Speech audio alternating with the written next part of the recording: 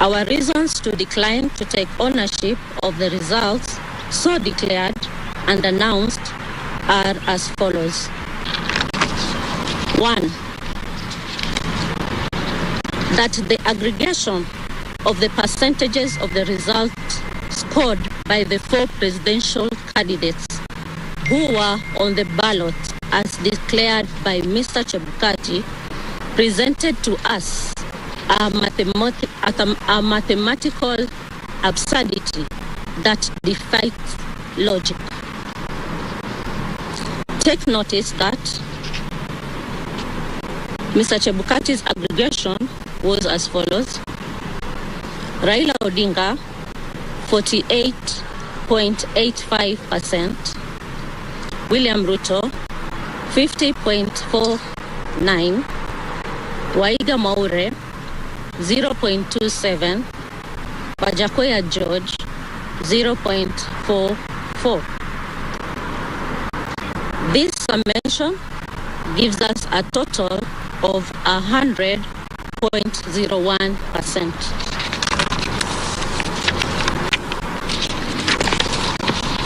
The 0.01% translates to approximately 142,000 votes, which will make a significant difference if in the final result. We therefore decline to take ownership of the said results because the aggregation resulted in a total exceeding the percentage of 100, which cast doubt on the accuracy of the source of the figures tallied, and when we demanded that we verify our record, the chairman declined, overruled us, and insisted on declaring and announcing the said result. That, number 2, contrary to the Constitution and legislation, the results declared and announced did not indicate the total number of registered voters, the total number of votes cast, or the number of rejected votes, if any. In this regard, the results announced by Mr. Chebukati lacked a critical ingredient, namely the total number of valid votes cast to support the percentages scored by the 4 candidates. Unless demonstrated otherwise, we all know that the percentage is essentially a fraction of a whole number. Hence, if, for example, the 7.17 million valid votes cast in favor of the winning candidate, as declared and announced by Mr. Chebukati, translates to 50.49%, then it was 50.49 of what? Further, take notice that Mr. Chebukati claimed that Raila Odinga attained 25% of votes in 34 counties, while William Ruto attained 25% in 39 counties.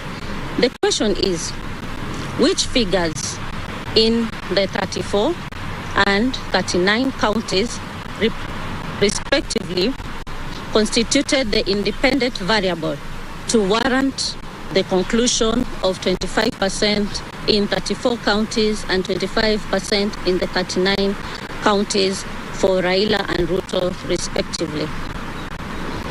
In the absence of a credible and verifiable explanation, we concluded that the process that went into generation of Form 34C, which he used to declare results of the presidential election, was opaque and incapable of earning our ownership and confidence. Number 3, Guided by the authority of minor Kiai case, petition number 106 of 2016, as upheld by the Court of Appeal in Civil Appeal number 105 of 2017, and affirmed by the Supreme Court of Kenya, we state categorically that the results of the presidential election held in August 9, 2022, declared and announced by Mr. Wafula Chebukati on August 15, 2022, belonged to himself and do not represent the declaration and announcement by Independent Electoral and Boundaries Commission. The Commission has to process the results before they are declared and announced by the chairperson. For the avoidance of doubt, let me quote the minor Kiai case. It says, we reiterate as we conclude that there is no doubt from the architect of the law, we have considered that the people of Kenya did not intend to vest or concentrate such sweeping and boundless powers in one individual, the chairperson of the appellant. The emphasis is that the Commission's chairperson has conducted the election as though he is the national returning officer, a non-existent role, and his role in declaring results that were not approved by plenary by all 7 commissioners renders the results unconstitutional to the extent that this is his own results as opposed to those of IEBC.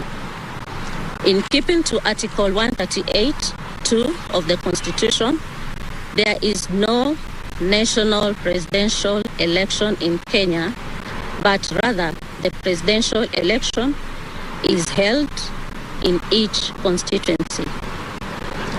Point number 4, that in contrary to the Constitution and legislation, by the time the chairman declared and announced the final results from certain constituencies had not been announced. This is our statement. We promised you a comprehensive statement, so here we are, and we are going to give it out to the media. Thank you. At what point did you realize that there was a fake?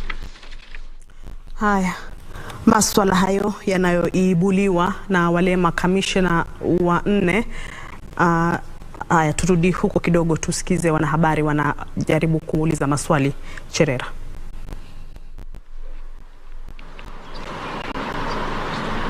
Let me answer at what point did we realize the opaqueness? As I said yesterday, we have conducted the election and we did it to the best. We have improved in the processes as IEBC. We have upped the bar. We have considered all the stages and processes that are supposed to be taken care of. But come to the last phase, the tallying phase. As I said yesterday, that at the end, that there was opaqueness. Things were not being shown to the public. You've been there, even at Bomas. And the screens are supposed to show cumulative numbers of the presidential candidates' votes as they garnered as we continued to read the results. Isn't it? The same was not displayed to the public, and the same was not given to the commissioners. Just like the public was not aware, the same, the commissioners were not aware of the cumulative results as the day goes by. So 2 days to the end, it was not given out. So you could not clearly say that we have tallied 10 million, and this 10 million, this is how it is distributed. We have tallied 15, we have tallied 12 million. How is it distributed? The public needed to know. Progressively, the same, the commissioners didn't know. Yes, what was your question? My question was, do you have figures that are different from the ones that were declared by the chairman yesterday? we have figures. How many constituencies are and then why didn't you flag this issue earlier than bringing it? As a commission, we were not, as the Vice Chair has said, we were not doing the tallying. The tallying that was being done by our staff, technical staff, it was not known to the commissioners until the moment around 4:30, when Mr. Chebukati brought the results tabulated in the format. And he did not give us an opportunity to discuss the results. He just said, these are the results of each particular candidate. They have scored this and they have met the constitutional threshold, and therefore he is going to read the results. And he did not allow us to discuss to see whether there were any disparities. So as a commissioners, we did not have other results. Those are the results that we were supposed to have discussed before they are declared in accordance with the legal requirement. So we don't have, and we didn't have, because we were not doing any other results. It is those ones that he was doing. That is simple. So you believe that there would have been a difference from the Forms 34B that had been uploaded and once that Kenyans had already tabulated through the processes and the final results? We have given you the statement, and the statement has indicated 100.1%. The rest is for you to decide. We'll give you the statement to go and look at it.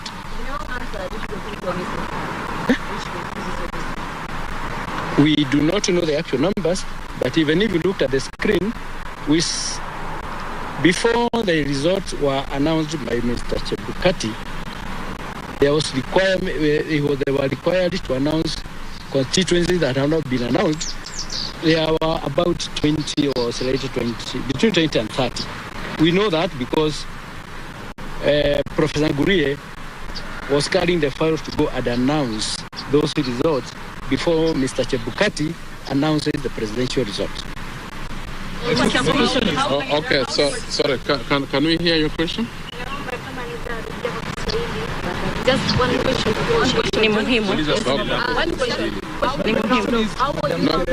No. We have given her. We have told you that thing.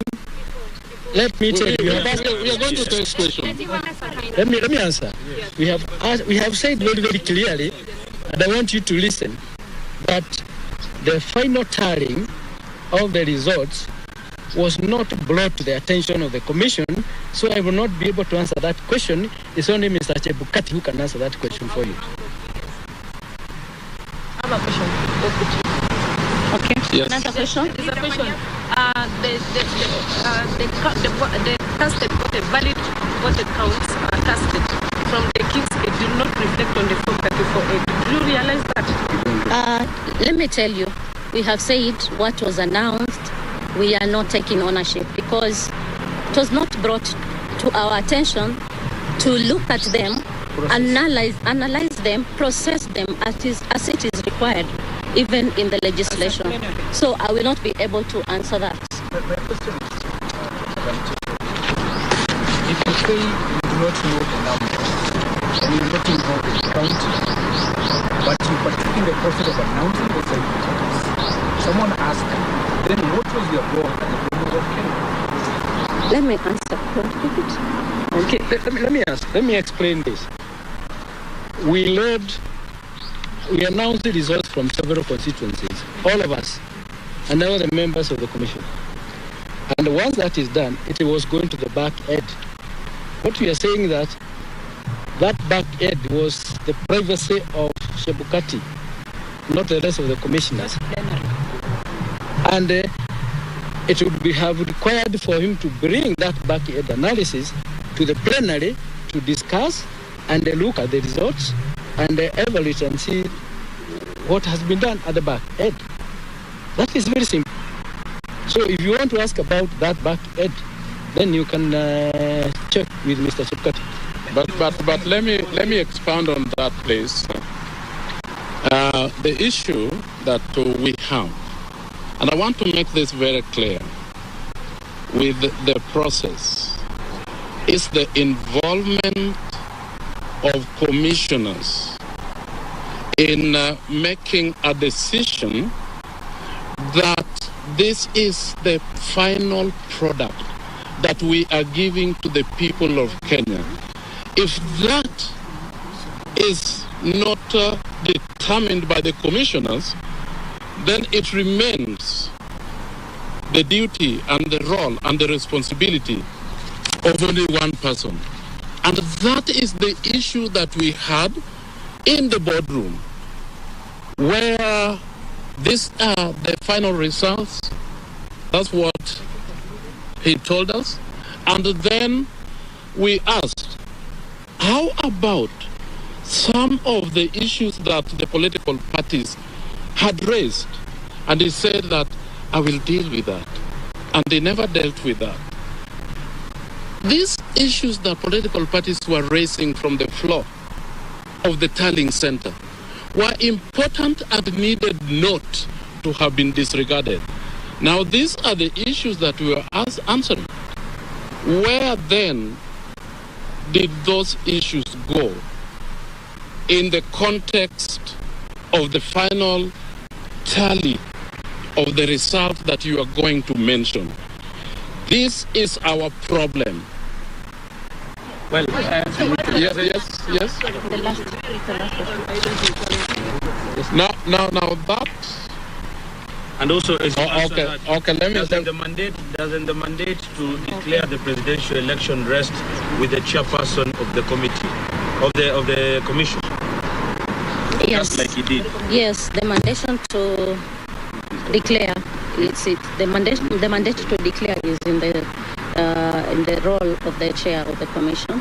Yes, but before they are declared, they are processed, and we are saying that we did not process, and that's why they come out with glaring mistakes, and we don't take ownership of the same. Thank you. Those are options. No, that's okay. Okay, Kiswahili. No.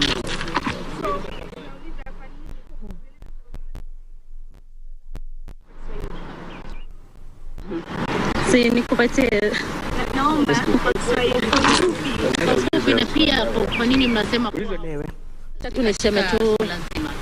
wacha tu niseme tu ile hoja moja kwamba katika ile tarakimu ambazo zimetolewa yale mahesabu hayaingiani.